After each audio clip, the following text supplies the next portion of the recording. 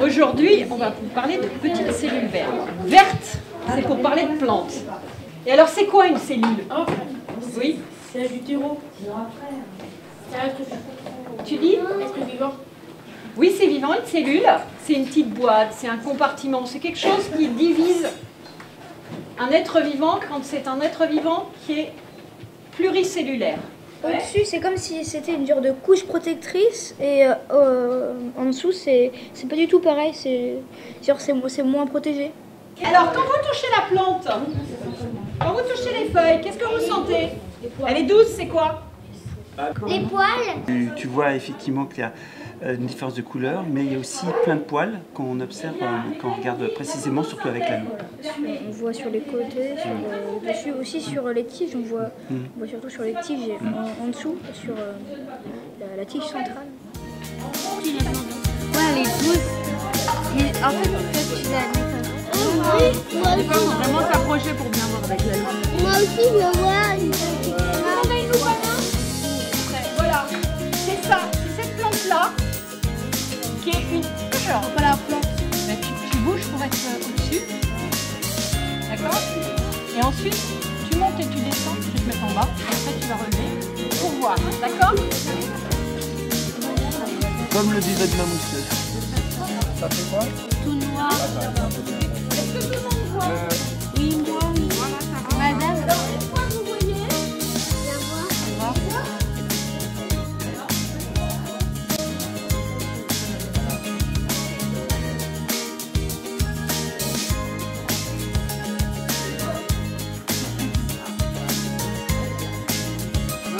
là on voit de plus près. Oui, c'est vrai, elle est noire, vous voyez?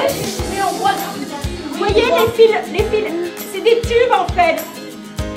Où il y a la sève qui passe dedans. D'accord?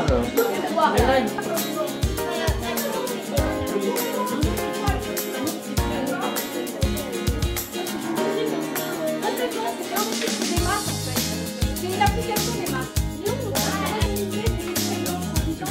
Oui.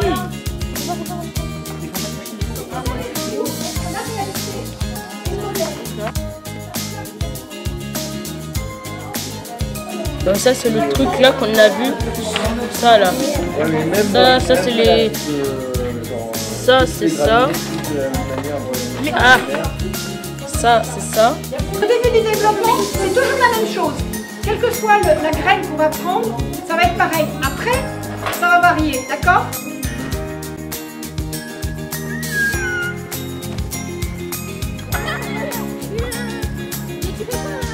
On a vu des microscopes là et on a fait les plantes avec les racines là, tout ça.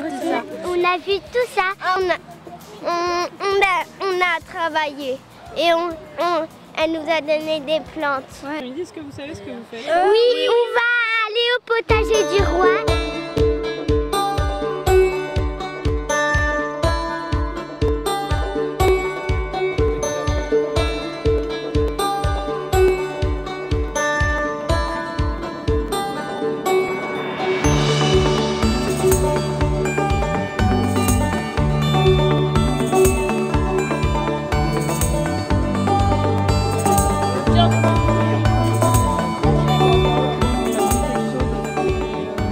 Alors en fait, il faut savoir une chose, c'est que pour qu'un fruit apparaisse sur un arbre, il faut qu'il y ait d'abord une avant.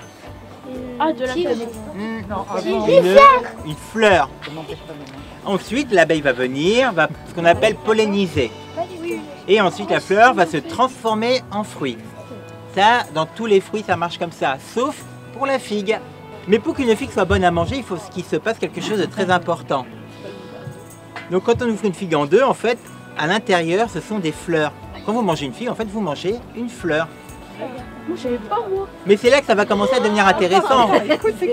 C'est que pour qu'elle mûrisse, il faut que les fleurs à l'intérieur soient pollinisées. Pour ce faire, il y a une petite mouche qui s'appelle la blastophage et la femelle, uniquement la femelle. Elle arrive, elle pousse, elle pousse, elle pousse, elle pousse et pouf, elle rentre dedans. Une fois qu'elle est à l'intérieur, avec ses pattes et son corps, elle va secouer le pollen à l'intérieur. C'est comme ça que mûrit une figue. C'est pour ça que quand on mange une figue, il y a toujours un trou ici. Mais c'est pas fini. Parce que cette mouche, elle est dans la figue et elle va pouvoir être protégée des prédateurs. Et donc après, elle va pouvoir pondre ses œufs à l'intérieur. Ça veut dire ses œufs? Ensuite, attends, c'est pas fini encore. C'est que les œufs, ça va donner des larves, hein, bien sûr. Et les larves vont se balader à l'intérieur et après ils ressortent du trou. Donc après, les larves ressortent. Mais dans la plupart des cas, malheureusement, la maman est très épuisée et en gros, elle finit sa vie à l'intérieur de la figue. Après, elle va se décomposer. Exactement.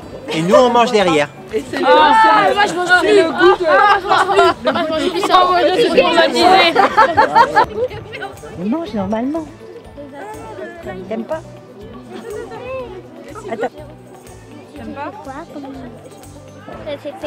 Elle est pas très bien la tienne. Je prenne en photo l'intérieur. Et donc, le roi voulait absolument avoir des pêches sur le potager. Sauf qu'à l'époque de Louis XIV, il y avait un petit problème, c'est qu'il faisait très froid, beaucoup plus froid que maintenant. Et c'est pour ça qu'on met toujours les pêches contre les murs. Car quand le soleil va taper sur le mur, qu'est-ce qui va se passer? Ça va réchauffer. Et c'est grâce à ça qu'on arrivait à avoir des pêches, en chauffant les murs, grâce au soleil. C'est pour ça que si vous regardez le mur, il n'est pas tout à fait droit, il est légèrement penché pour avoir une meilleure orientation par rapport au soleil. En fait, vous vous rappelez quand je vous ai dit que tout à l'heure, il fallait, avant d'avoir une pomme, il fallait une fleur et qu'il fallait polliniser. Et bien en fait, cet arbre-là, lui, il ne va pas servir à faire des pommes, mais par contre à faire beaucoup de fleurs.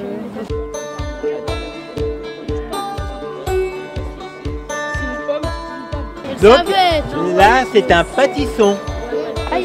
Alors les pâtissons font partie d'une grande famille de légumes qu'on appelle les courges. Et je vous en montrerai beaucoup d'autres tout à l'heure. Hein.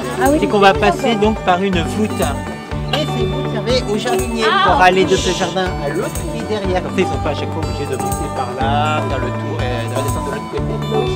Alors attention aux têtes pour les plus grands.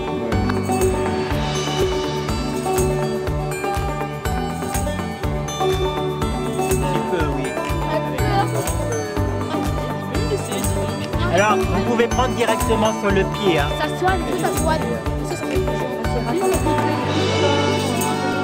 Oh non, j'ai raté. Alors, qu'est-ce que c'est que ça?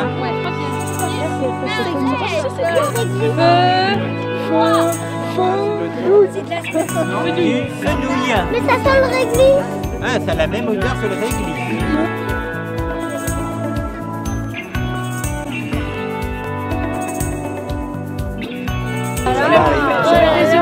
J'arrive pas à y croire. J'arrive pas à y croire. Oh, le top-pied.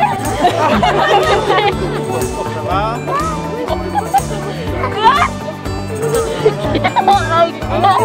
La chance,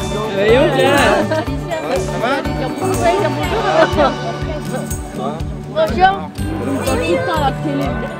Bonjour. Là, c'est un pâtisson. Ouais, c'est toi qui vas te cuisiner? Hein? Tu vas te cuisiner ou pas? Non.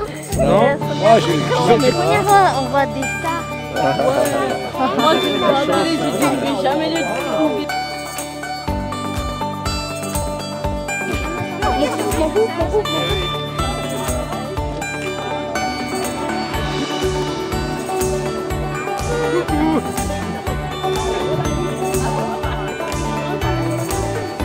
Ah,